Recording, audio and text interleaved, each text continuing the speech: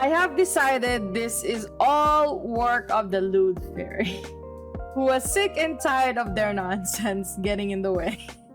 If you look over here, you will see two idiots communicating using language of confusion. Finally, both of you, get some brain cells working, man. Come on.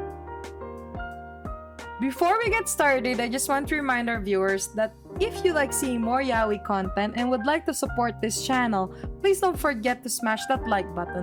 Also, if you haven't done so, please subscribe to this channel and hit that notification bell.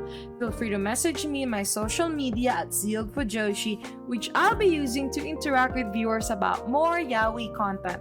If that's something that interests you, feel free to follow me at ZEALED FUJOSHI.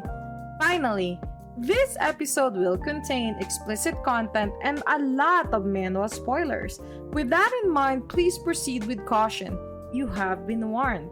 Now, without further ado, let's jump into the special chapter 28 of Kiss Me Liar. Is anyone else thinking that if they just kiss passionately with full-on hormones, that it might jog something on Yeon Woo? But I do feel like when his memories comes back, or even if his memories don't come back, they are both going to be so much more in love and better off because of this whole thing. At least I'm hoping that all this miscommunication and now communication is a good sign for them, regardless of all the hilarious misunderstanding they put themselves into.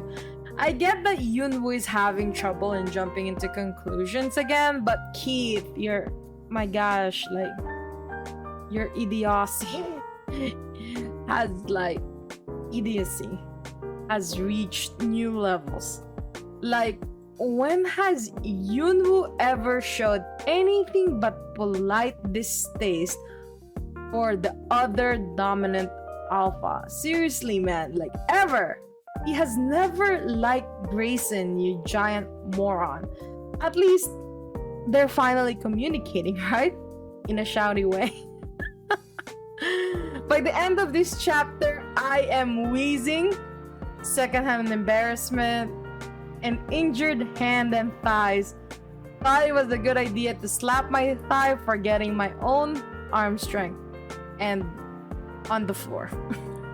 I was just on the floor laughing because of this. They're stupid.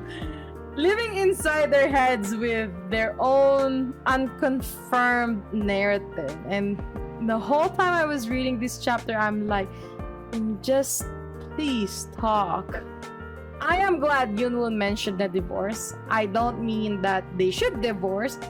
It was just better for Yeon Woo to tell what he misunderstood, for Keith to finally explain it so the misunderstanding can be resolved. Then they can finally live their happy life. Then Spencer should grow up into a very handsome young man that starts his own love story. Keith finally found out also that, there's still that freaking misunderstanding from college. Just when are these two gonna understand each other? Honestly, they're hilariously stupid together. They be making their own scenarios in their own individual heads and just be mad about it.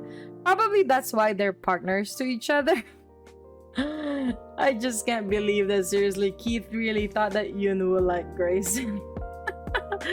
Their misunderstanding just makes me laugh at this point. Like, I just can't believe this whole thing. I hope you enjoyed today's episode. Please don't forget to follow my social media to be teased about some of the boys' love that I'm interested in. Feel free to leave me a message and converse with me in my Discord channel. I'd love to hear back from you. And please consider supporting the show by donating as little as 99 cents through www.zealedfujoshi.xyz. Also, don't forget to support the author. All the manhwa details can be found in the description below. Again, thank you so much and hope to see you next time.